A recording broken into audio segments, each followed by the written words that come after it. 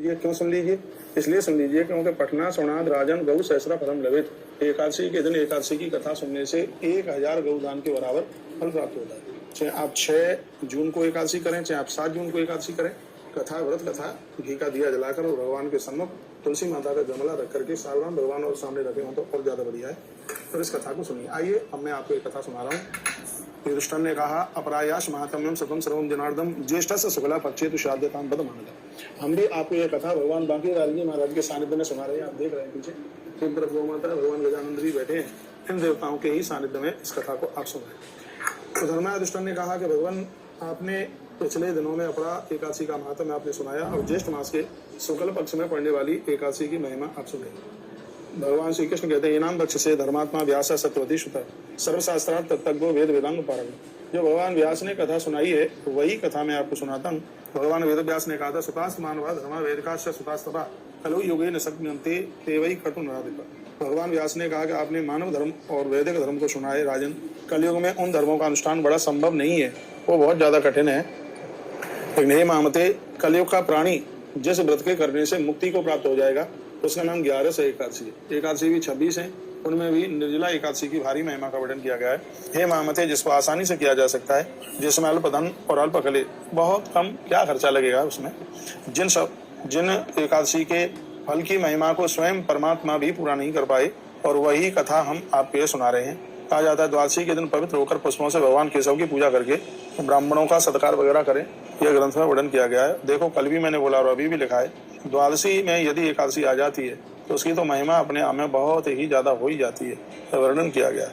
आगे मैं आपको बोलूं, एकादश्याम भोजनानाम नते यान्ति मांतिकम। एकादशी के दिन भोजन नहीं कीजिएगा, यह वर्णन ग्रंथ में किया गया। कहा गया है अशौच में भी भोजन न करें। यदि कोई सूतक पातक लग गया है इतने पर भी आप अपनी एकादशी मन छोड़िएगा और उसमें आप भोजन नहीं करेंगे, मानसिक भाव से एकादशी करेंगे तो आपको 11 का पूरा फल ही मिलेगा, कहीं कटौती नहीं होगी। एकादशी के दिन भोजन नहीं करना, पापी दुराचारी और जो लोग नशा करते हैं ऐसे लोगों से बच करके रहें एकादशी के दिन। तो भगवान व्यास को भीमसेन ने कहा कि गुरुजी क्या बताऊं, मेरे भाई एकादशी का व्रत करते हैं, मुझसे होता नहीं है, मैं अन्न खा लेता हूँ, अंदर से गिलानी होती है कि मैंने अपराध कर दिया है, ऐसा कोई उपाय बता दीजिए जैसे कम करने पर मुझे सभी एकादशियों का फल प्राप्त हो जाए, ऐसा आप बता दें। तब भीमसेन ने जब ये कहा तब भगवान व्यास जी ने बड़ा जवाब दिया और कहते हैं, यदि स्वर्गमविष्टम ते नरकम दुष्टमेव च एकादश्याम भोक्तव्यम पक्षयोर्भयोरपि। वो कहते हैं जो नरक से बचना चाहते हैं और स्वर्ग पाना चाहते हैं तो महीने की दोनों एकादशियों का व्रत करना चाहिए, ये ऐसा भगवान व्यास कहते हैं।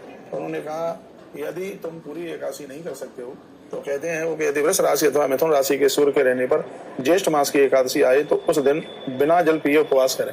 एक ग्रंथ में लिखा है, 19 नंबर का श्लोक है, वृषस्ते मिथुनस्ते वा यदा चैकादशी भवेत् ज्येष्ठ मासे प्रयत्नेन सोपोष्यो उदक वर्जिता। उदक जल को कहते हैं, पानी छोड़ करके इस व्रत को किया जाए। इस व्रत में कुल्ला अथवा आचमन के जल को छोड़कर दूसरा जल न पिए, अन्यथा व्रत भंग हो जाएगा। यदि आप निर्जला ही कर रहे हैं तो व्रत भंग हो जाएगा पानी पीने से। नहीं तो पहले से ही आप यही संकल्प करके लें, हमसे निर्जला नहीं हो सकती और हम फलार वाली कर रहे हैं एकादशी, पानी पी के कर रहे हैं, फिर आप जल पियोगे तो उसमें कोई भी दोष नहीं लगेगा। देखा है गंडूस आचमनम बारी वर्जित उदकम बुधा। इसमें आचमन और कुल्ला करते हुए यदि मुख में पानी चला जाता है तो कोई व्रत खंडित नहीं होता। आचमन करने पर भी मुख में पानी जाता है तो उससे कोई व्रत भंग होता नहीं है। तो भुंजित नहीं हम व्रत भंगो यथा विवेद। और जानबूझ करके फिर आप दिन भर आपने 4 घंटा व्रत किया और उसके बाद में आपने पानी पी लिया तो इसमें स्पष्ट लिखा है तो आपका व्रत भंग माना जाएगा। इसलिए पहले से निर्णय ले लीजिएगा। नहीं तो ऐसा कहकर के बोलिए भगवान कल तक मैं रह लूं तो ठीक है, नहीं तो 12 घंटे का मैं ये निर्जल व्रत करने के लिए जा रहा हूँ, सुबह सूर्योदय से लेकर के शाम को सूर्यास्त तक, ऐसा भी आप कर सकते हैं। देखो आप इसमें लिखा है सूर्योदय काल से लेकर के दूसरे दिन सुबह सूर्योदय काल पर्यंत जल का त्याग करके मनुष्य 12 एकादशियों का फल प्राप्त कर सकता है। कमाल हो गया है। देखो ये बड़ी अद्भुत बात कही गई है, सुबह से लेकर के सूर्योदय से लेकर के शाम को सूर्य अस्त तक यदि जल का त्याग कर दें तो इसमें लिखा है कि श्रूयतां समाप्नोति द्वादशी फलम। उन लोगों को ये एकादशी करने पर 12-11 करने का फल प्राप्त हो जाता है, सूर्योदय से लेकर के शाम को सूर्यास्त तक। और यदि यही कहीं दूसरे दिन सुबह तक 24 घंटे के लिए आपने जल छोड़ दिया तो सीधे 26 एकादशी करने का फल प्राप्त होता है, ऐसा इस ग्रंथ में लिखा हुआ है। प्रातःकाल स्नान करने के तत्पश्चात और फिर आप अपना पारण कीजिए, ब्राह्मणों को भोजन कराइए ब्राह्मणों को, और तत्पश्चात फिर आपका यह व्रत पूरा होता है। पुत्र भीमसेन, तुमको बार बार मैं क्या बताऊं, इस एकादशी के द्वारा कलयुग के सभी दोष समाप्त हो जाते हैं। इतनी बड़ी महिमा इस एकादशी की है। यह एकादशी धन धान प्रदान करने वाली है, आरोग्य एवं पुत्र प्रदान करती है। 30 नंबर के श्लोक में लिखा है, धन धान्य प्रदा पुण्याम पुत्र आरोग्य शुभ प्रदा।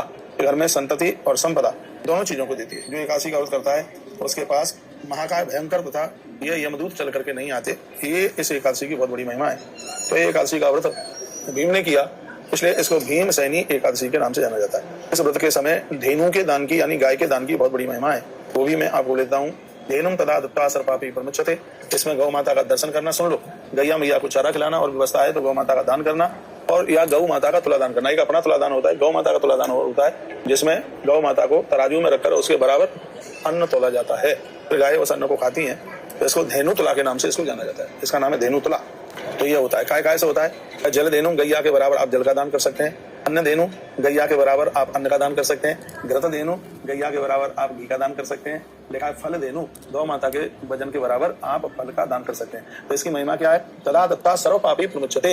यदि आपने गौ माता के बराबर कोई भी चीज है उसको तौल करके तुला दान कर दिया, सर्व पापी प्रमुच्यते, उस व्यक्ति के संपूर्ण पाप जल करके राख हो जाते हैं। यह इतनी बड़ी महिमा है एकादशी की। कहा जाता है कौन थे, हे भीम, इस एकादशी को जरूर उपवास करो, भगवान नारायण की पूजा करो, तो भगवान की कृपा से हमारा ये एकादशी का व्रत पूरा हो जाएगा। जो मनुष्य इस एकादशी में स्नान, दान, जप और होम करते हैं, प्याऊ लगवाते हैं, मीठे शरबत की प्याऊ लगवाते हैं, ऐसे लोग मृत्यु के तत्पश्चात परमात्मा के चरणों में लंबे समय तक वास करते हैं। जो मनुष्य इस एकादशी में लिखा है कि स्वर्ण दान करते हैं, गौ दान करते हैं, वह सब कुछ अक्षय हो जाता है। वह पुण्य कटने से कटता नहीं है, अक्षय हो जाता है। निर्जला एकादशी के बिना वर्णन किया गया है, का तो जीवन ही सार्थक नहीं है। कहा तो मर जाए तो मर जाए, निकले प्राण से निकल जाए, जीवन में एक हजार निर्जला एकादशी जरूर कीजिए, क्योंकि भगवान कृष्ण कहते हैं उसका तो जीवन ही बिल्कुल निरर्थक है। किम बाप रेट धर्मेण निर्जल एकादशी बिना, निर्जला एकादशी के बिना उसका तो जीवन ही बिल्कुल व्यर्थ है, ऐसा भगवान कह रहे हैं कि एकादशी के दिन जो अन्न खाता है, एकादशी के दिन 11 के दिन जो अन्न खाता है, फलहार की बात नहीं कही जा रही, अन्न की बात कही जा रही है। एकादशी के दिन जो अन्न खाता है, कहते हैं कि वो पाप का भक्षण कर रहा होता है। मैं तो आप सबको कहूंगा, भैया तुम एकादशी नहीं करते हो तो आप कच्चा भोजन तो मत कीजिए, चावल मत खाइए, रोटी मत खाइए, दाल मत खाइए, तो फिर तो आप मीठे पराठे बनवा लेना, दही से खा लेना, उससे चला लेना काम, दूध से खा लेना। इतनी बड़ी एकादशी महिमा कही जा रही है, तो इसको हाथ से मन निकलने दीजिए। इस लोक में वह व्यक्ति चांडाल योनि को प्राप्त होता है जो दूसरों का व्रत खंडित करता है, जबरदस्ती से किसी के व्रत को तोड़े, बिल्कुल ठीक नहीं। जो लोग ज्येष्ठ मास के शुक्ल पक्ष में, ज्येष्ठ मासे सते पक्षे प्रातःशंति परमं परम ब्रह्मा मध्यपस्थेनो गुरु देशी सदान्नति। तो कोई किसी की एकादशी को भंग कराता है तो उसको ब्रह्म हत्या, शराब पीने का पाप और गुरु द्वेष का, गुरु हत्या का पाप होने लगता है। जो किसी की निर्जला एकादशी को भंग कराता है, एक बार फिर सुन लो, ज्येष्ठ मासे सते पक्षे प्रातःशंति परमं परम ब्रह्मा मध्यपस्थेनो गुरु देशी सदान्नति। इसमें लिखा है कि उसको जिंदगी भर शराब पीने से जो पाप, ब्राह्मण को मारने से जो पाप, गुरु की हत्या करने से जो पाप लगता है, यदि किसी ने किसी की यह निर्जला एकादशी भंग करी तो उसको निश्चित अवश्यमेव तो यह अपराध लग जाएगा। खुद कर नहीं सकते तो कम से कम और तो किसी को मत रोकिएगा, उसका तो हो जाने दीजिए। क्षंते पातकई सर्वै निर्जला ये रूपेशता। दुनिया में ऐसा कोई बड़े से बड़ा पाप नहीं है जो निर्जला एकादशी के करने से जो समाप्त नहीं हो जाता। हमारे तो गुरुकुल के बच्चे भी, छोटे छोटे बच्चे हैं, वे भी निर्जला एकादशी का व्रत करते हैं। वर्णन किया गया है कि हमेशा झूठ बोलने वाला व्यक्ति, झूठी गवाही देने वाला व्यक्ति बहुत बड़ा अपराध है। गर्भ में बच्चों की हत्या करने वाले लोग, धन से बेटी को बेच करके विवाह करने वाले लोग, कितना जगह अपराध है, वो भी इस एकादशी के प्रभाव से सभी अपने आप में मुक्त हो जाते हैं। जो लोग निर्जला एकादशी नहीं करते उनको आत्मद्रोही कहा गया। आत्मना से वासुदेव मंदिरम, दिन भगवान के मंदिर में दर्शन कीजिए, घर के मंदिर में दर्शन कीजिएगा, बड़े भाव के साथ में भगवान सालराम या भगवान गोपाल की पूजा करते हुए एकादशी को पूरा करें। एकादशी में निर्जला एकादशी में अन्न, वस्त्र, गाय, जल, सैया, आसन और कमंडलू और छाता और चढ़ के दान की और ग्रंथ इनके दानों की महिमा कही गई है। जो लोग योग श्रेष्ठ ब्राह्मण को जूते चप्पल दान देते हैं वो स्वर्ण निर्मित विमान से स्वर्ग लोक को प्राप्त होते हैं। जो इस आख्यान को देखो, इसमें वर्णन किया गया है कि जो इतनी चीजें बताई हैं इनको दान में देते हैं, उनके लिए विमान भगवान का ही आता है, ठाकुर जी के धाम के लिए जाते हैं। वो द्वादश्याम देव देवेश पूजनीय एकादशी में भैया द्वादशी पड़ जाए तो बहुत ही ज्यादा आनंद है। ये हमने 6 तारीख और